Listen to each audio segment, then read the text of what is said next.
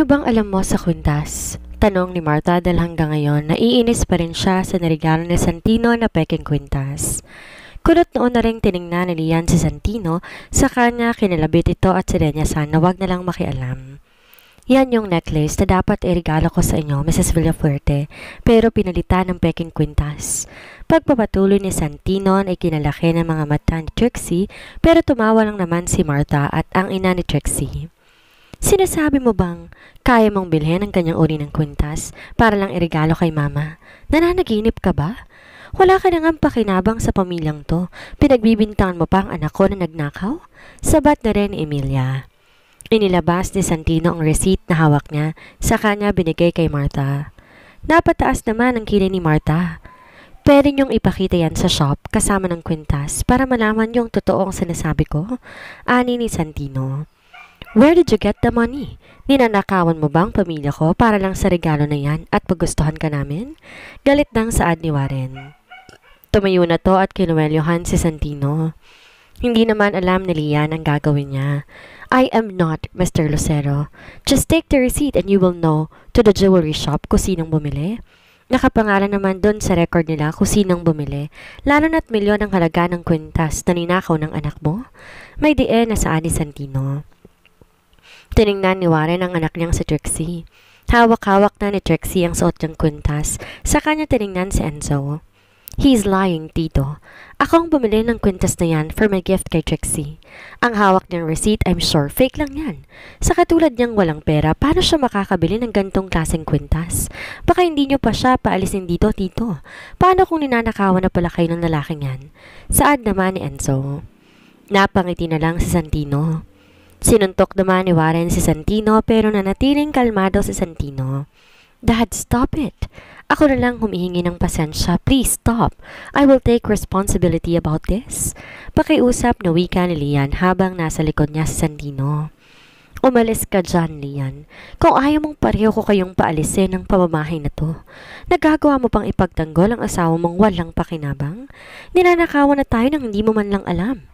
Sa galit ni Warren, akma niya sanang sasampalin si Lian nang humarang si Santino. Don't hurt her. Wala akong ninanakaw sa pamilya ninyo dahil hindi naman ako naglilibot sa pamamahay ninyo. May pruweba ka ba para patunayang inosente ka? Umalis ka na sa pamamahay kung pulubi ka. Galit pa rin sigaw ni Warren. Malalalim na ang bawat paghinga niya dahil sa tindi ng galit.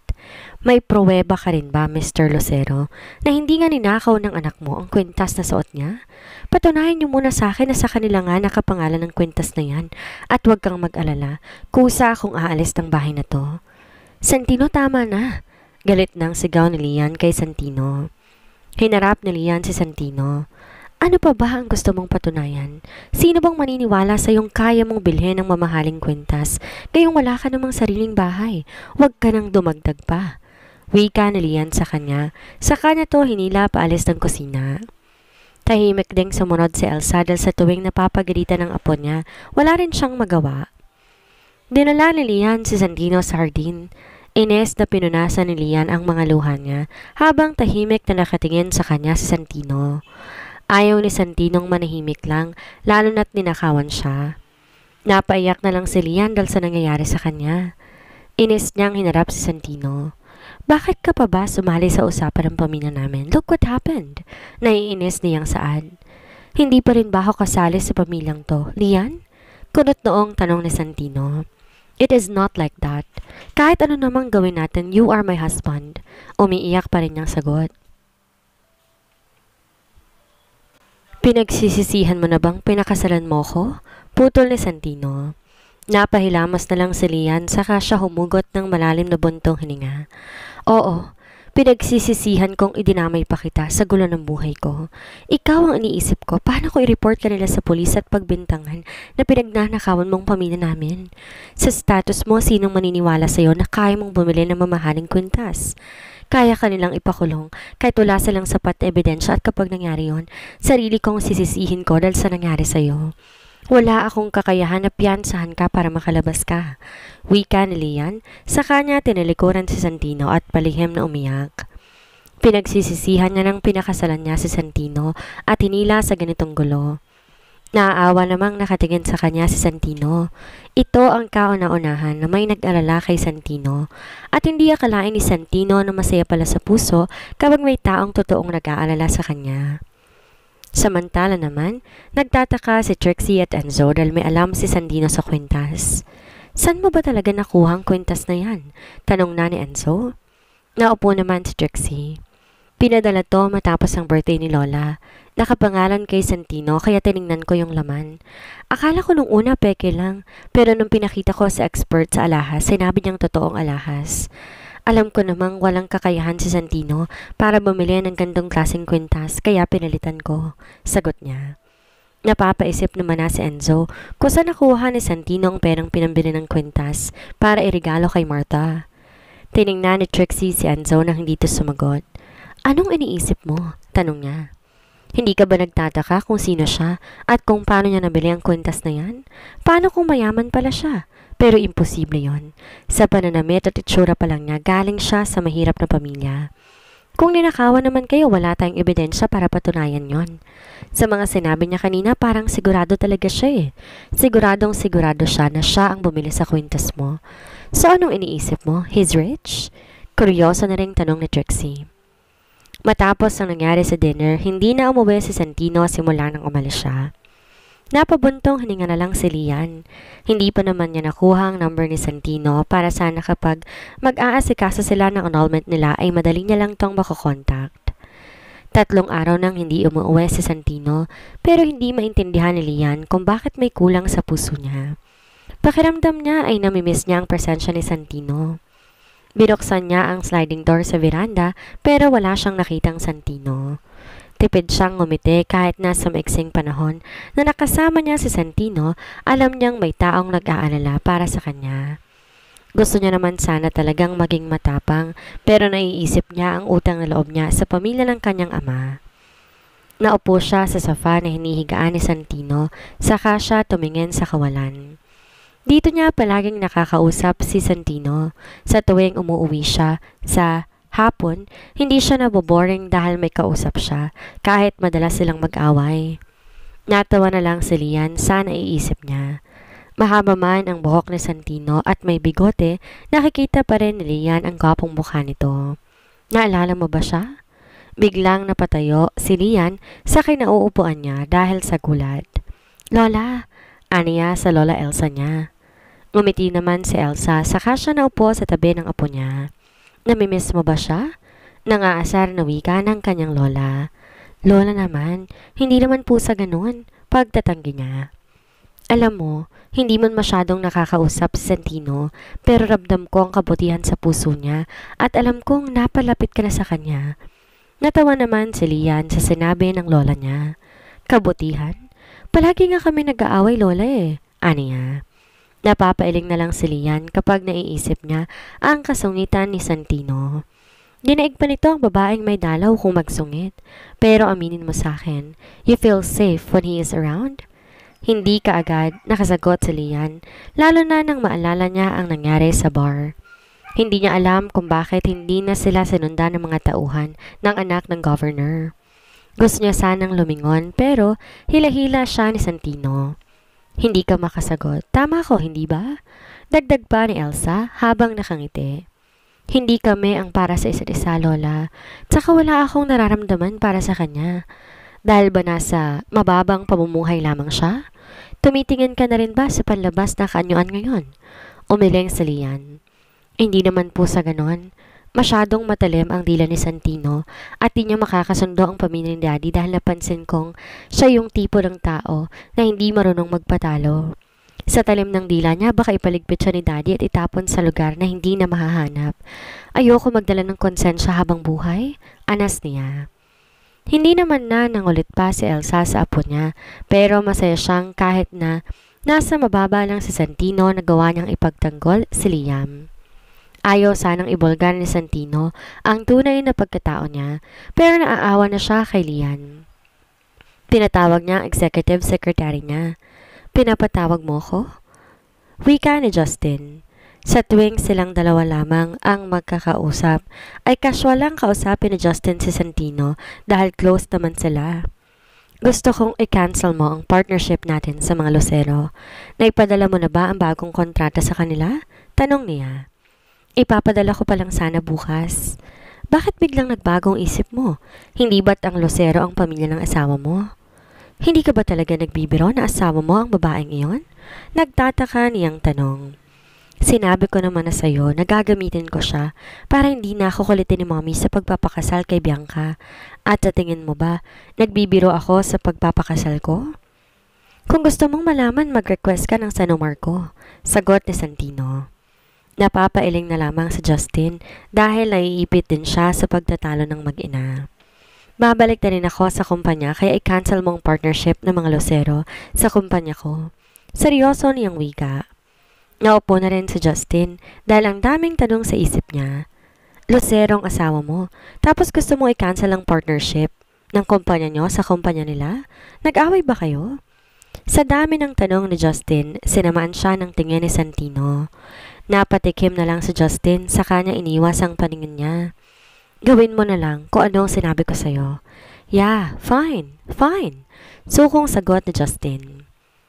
Nang malaman ni Warren na gusto nang i-cancel ng Villafuerte Legacy Group ang partnership sa kumpanya nila ay nagulat ito dahil alam niya namang maganda ang partnership nila kaya tinawagan niya kagad ang secretary ng CEO.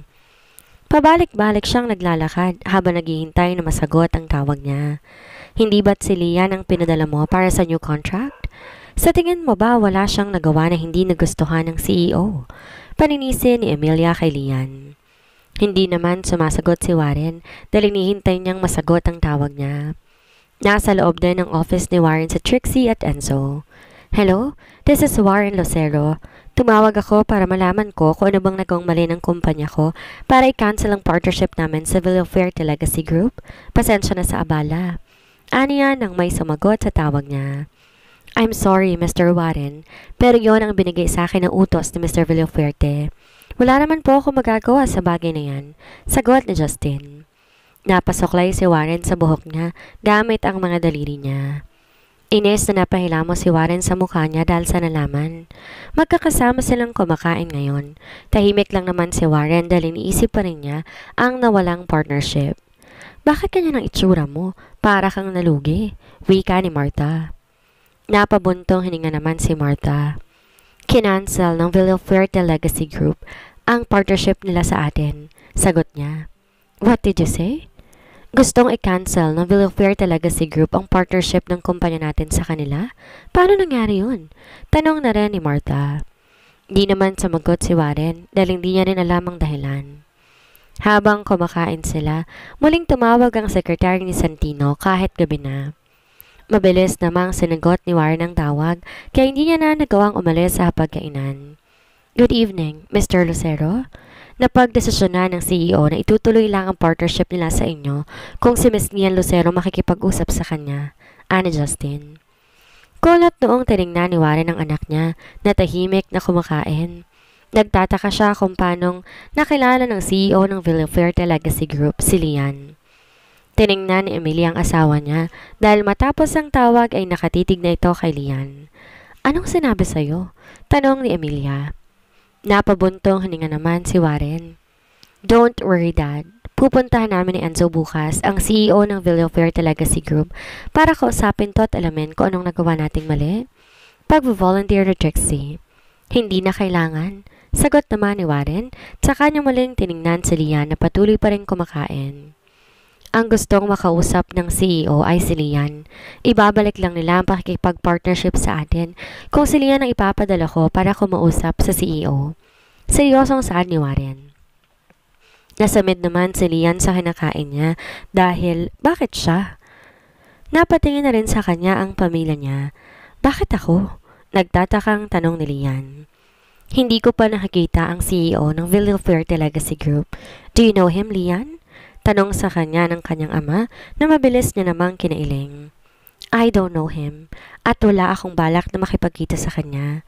Kung pinaplano niyo naman na ipakasal ako sa ibang lalaki, huwag niyo nang ituloy. Bigyan niyo naman ng respeto ang asawa ko. Saan ni Lian na ikinangit-ngit ng mga ngipin ni Martha. Tama si Santino. Kailangan na ring lumaban ni Lian lalo na ako isasakripisyo siya para sa business nila. Sino bang may sabi sa'yong ipapakasal ka sa CEO ng mga Villafuerte? Nakaismed na sa ni Trixie. Matapang namang tiningnan ni Lian si Trixie. Dahil ako, iniaalay ng pamilyang to para lang umangat ang negosyo natin. Akala niyo ba hindi ko malalaman na pinagkakasundo niyo ako sa bunsong anak ng mga Gonzaga? Hindi pa ako hiwalay sa asawa ko, kaya hindi niyo ako pa pwedeng ipagkasundo kung kani-kanino. Kung sisisihin niyo naman ako dahil kinansel na lang ang partnership sa atin, bakit ako lang? Hindi ba't kasama ko si Enzo nang pumunta ako ng Villafuerte Legacy Group? Sa galit ni Warren ay hinampas niya ang lamesa. Sino bang may sabi sa'yo magpakasal ka sa lalaking yon? At may lakas ka rin ng loob na kausapin kami ng ganyan? Tingnan mo kung anong naidulot sa'yo ng lalaking yon. Natuto ka lang bastusin kami. Galit na sigaw ni Warren. Humugot ng malalim na hininga si Lian at akma sanang sasagot ulit nang pigilan na siya ng Lola Elsa niya. Tama na, apo. Huwag ka nang makipagtalo. Pagpipigil nito kay Lian. Hindi lang kasi mapigilan ni Lian ang inis niya dahil sa nalaman niya. Balak sana siyang ipakasal sa bunsong anak ng mga Gonzaga. Ikaw pa ang may ganang magalit? Hindi ba dapat matuwa ka dahil binibigay lang namin sa iyo ang magandang buhay? Mas mapapagandang buhay mo sa mga Gonzaga kaysa sa pinakasalan mong wala lang din namang kwenta. Singit ni Emilia. Tahimik lang naman si Martha dahil hindi maganda ang pakiramdam niya. Ayaw niya na magalit ng sobra. Hindi ako magpapakasal. May dieng sagot ni Lian at akma na sanang aalis nang muling magsalita ang daddy niya. Bukas na bukas din pupunta ka sa Villafuerte Legacy Group para kausapin ang CEO kung hindi lang ikaw ang kailangan at hinahanap. Sa tingin mo ba utusan kitang makipagkita sa kanya? Hindi ko pa nga siya nakikita, tapos ikaw ang uutusan ko? Pero dahil mukhang kilala ka ng CEO, ikaw na ang makipag-usap sa kanya. Gawin mo na lang to para sa pamilya natin. Tandaan mo, marami na rin akong ginawa para sa'yo. Seryoso at blankong saad ni Warren. Inis na umalis ng kusina si Lian. Sumunod naman sa kanya ang Lola Elsa niya hanggang sa makarating silang dalawa sa kwarto ni Lian. Hindi alam ni Elsa kung matutuwa ba siya sa ginawa ng apo niya o magagalit. Bakit mo ginawa yon? Kailan ka pa natutong sagutin ang pamilya nila? Ani Elsa. I'm sorry, Lola. I just can't control myself. Narinig ko silang nag-uusap tungkol sa pagpapakasal nila sa akin sa bunsong anak ng mga Gonzaga. Kung ganito ang gagawin nila, mas pipiliin kong huwag na lang makipaghiwalay kay Santino, sagot niya. Akala niya hindi niya kayang sumagot sa pamilya ng kanyang ama, pero kaya niya pala. Pagod na siyang maging sunod-sunuran. Kahit di nasakop ng trabaho niya, pinapagawa pa rin sa kanya. Kilala mo na ba ang anak ng mga Gonzaga para ayawan mo siya? Kuryoso pa rin tanong ni Elsa. Ayaw niya rin namang ipakasal ang nag-iisa niyang apo sa lalaking hindi naman ito kilala. Hindi ko pa siya kilala, Lola, pero maraming beses nang nasangkot ang pamilya nila sa droga. Hindi man napatunayan pero ayoko pa rin, sagot niya. Napatango naman si Elsa dahil kung tutuusin, okay na sa kanya si Santino kahit hindi ito mayaman. Nakita ni Elsa ang pag-aalaga at pagprotekta ni Santino sa apo niya. Nasaan na nga pala si Santino? Hindi na ba siya babalik dito? Pag-iiba niya ng tanong. Isang linggo na naman ang nakalipas, pero wala pa rin siyang balita kay Santino. Hindi na rin niya alam kung saan niya ito hahanapin. I don't know where he is, Lola. Wala rin akong number, but I'm sure he's going back here. Mas mabuti na rin yun kesa naman araw-araw siyang makarinig ng mga salitang hindi maganda against him. Wika niya, saka siya nahiga sa kama. Tumayo naman na si Elsa para hayaan ang apo niyang matulog. Magpahinga ka na para marami kang lakas na harapin ang bukas. Alam ko ubos na rin ang pasensya at pangunawa mo sa mga losero, pero kontrolin mo pa rin ang sarili mo. Nagkakaintindihan ba tayo? Pagkahabilin ni Elsa. Tumango na lang si Lian. Nang lumabas si Elsa, sinarado niya na rin ang pintuan. Nagpakawala pa ng malalim na buntong hininga si Lian bago siya tumayo at pumasok ng CR para mag-shower. Kinabukasan, maag-isa siyang nagtungo ng Villafuerte Legacy Group para kausapin ang CEO. Hindi niya alam kung matanda ba ito o binata pa. Matyaga siyang naghihintay sa loob ng office ng CEO. Nang may pumasok sa loob ng office, mabilis siyang tumayo, tiningnan kung sino ito. Gulat ang rumihistro sa mukha ni Lian nang makita niya na ang CEO ng Villafuerte Legacy Group. Santino? Tawag niya rito, pero hindi siya sigurado dahil maiksi ang buhok ng CEO at wala rin tong bigote, habang si Santino ay mahaba ang buhok at mahaba ang bigote. Pinilig ni Lian ang ulo niya at saka siya natawa sa sarili. Paano namang magiging si Santino ang CEO ng Villafuerte Legacy Group? Naupo si Lian sa sofa kahit na medyo naapektuhan siya ng presensya ng CEO ng Villafuerte Legacy Group. Dala-dala niya ang proposal na dinala niya rin nung mga nakarang araw. Nakatitig lang siya sa lalaking nasa harapan niya habang abala to sa pagtingin ng mga papeles. Nang tignan niya ito, mabilis na iniwas ni Lian ang paningin niya saka siya tumikim. I am Lian Lucero, Mr. Villafuerte, from Lucero Global Finance. Nabalitaan namin na gusto niyo pong i-cancel ang partnership sa kumpanya namin. Maaari ko po pong malaman kung anong kailangan namin gawin para lang wag ninyong ituloy ang plano niyong pagkansela ng partnership ng mga kumpanya natin? Seryoso na yung tanong pero hindi niya matagalan. Natitigan ang mga mata ng taong kausap niya. Pakiramdam niya, kilala niya ito dahil ang mata ng taong nasa harapan niya at ni Santino ay parehong-pareho. Napalunok si Lian. Malamig naman ang buong kwarto pero ramdam niya ang init.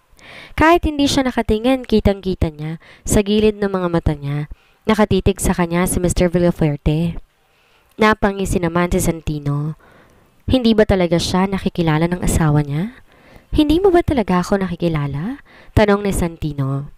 Napalunok si Lian dahil kilalang kilala niya ang boses ng asawa niya, pero ayaw pa rin niyang maliwala lalo na't alam niya imposibleng ang asawa niyang si Santino at si Mr. Zephyr Villafuerte ay iisa. Mr. Villafuerte, nagpunta ako dito para ayusin ang partnership ng kumpanya namin sa kumpanya ninyo. Ano bang dapat namin gawin para lang wag mong i-cancel ang partnership ng kumpanya namin? Aniya nang di pinansin ang sinabi ni Santino. Malakas na ang kabog ng dibdib ni Lian, pero pinilit pa rin niyang maging professional lalo na at ang partnership nila sa mga Villafuerte ang nakasalalay ngayon. You're all I need, Miss Lucero. Nagngit-ngit naman ang ngipin ni Lian sa inis. I'm sorry, Mr. Villafuerte, but I'm already married. At kung isa to sa mga plano ng pamilya ko para hiwalayan kong asawa ko, hindi ko gagawin yon. Excuse me. Naiinis sa saad ni Lian at takma na sanang aalis nang yakapin siya ni Santino. Let me go, Mr. Villafuerte. I will report you for harassment. Sigaw ni Lian habang nagpupumiglas. Pero sa lakas si Santino hindi niya magawang humiwalay dito. This is me. Hindi mo ba ako nakikilala? May nagbago lang sa itsura ko pero ako pa rin to, ang asawa mong si Santino. Pagsisiwalat na ni Santino sa tunay niyang pagkatao. Buong lakas na itinulak ni Lian si Santino at malakas itong sinampal. Hindi siya masawa sa isiniwalat ni Santino dahil pakiramdam niya, pinaglalaroan siya ng mga taong nasa paligid niya. Masaya ka na ba na pinaglaruan mo ko? Masaya ka ba sa ginagawa mo? Masaya ka ba na nakikita mo kong pinapahiya ng pamilya ko? Kung ikaw nga talaga si Santino Tuwazon, bakit mo tinago sa akin ang tunay kong pagkatao? Si Santino Tuwazon ang pinakasalan ko at hindi ikaw, Mr. Villafuerte? Galit na sigaw sa kanya ni Lian. Hindi naman inaasahan ni Santino na magagalit sa kanya si Lian. I'm sorry, tinago ko ang pagkatao ko dahil naputol ang sasabihin niya nang muling magsalita si Lian. Ano bang pakiramdam niyo sa tuwing pinaglalaroan niyo at niloloko niyo ako? Ani Lian. Di naman sumagot kaagad si Santino. Hindi ito ang inaasahan niyang magiging reaksyon ni Lian. Ang buong akala niya, magiging masaya si Lian lalo na at sa mayamang nagmula pala ang napangasawa niya. I don't understand. Naguguluhang wika ni Santino. Hindi ba't dapat maging masaya si Lian dahil oras na nalaman ng pamilya nito ang tunay na katayuan ni Santino ay matutuwa sila at hindi na mamaliitin si Lian? Alin ba sa mga sinabi ko ang hindi mo maintindihan, Mr. Villafuerte? Dapat ba kitang pagkatiwalaan? Dapat ba kitang paniwalaan? Oo, masasabi kong magkamukha kayo ng asawa ko pero malayong malayo pa rin kayo sa isa't isa. Hindi rin siya Villafuerte. You are Zephyr Villafuerte, right? My husband's name is Santino Tuwazon. Oo, muntik na ako maniwala and I'm sorry about that, Mr. Villafuerte. Nabigla lang ako. Maaari po bang wag niyo na akong paglaruan at pag-usapan na lang natin ang tungkol sa partnership natin? Wika niya kahit sinasabi ng puso't isip niya na ang nasa harapan niya ay ang asawa niyang si Santino Tuazon. Napabuntong hininga si Santino. "This is me, Lian. Santino Xavier Tuazon Villafuerte." Pagpapakilala na ni Santino. Pakiramdam ni Lian ay tumalon ang puso niya sa hindi niya maintindihang kadahilanan. Dahil ba sa galit o sa gulat? Hindi na natawa si Lian sa kanya iniwas ang paningin niya.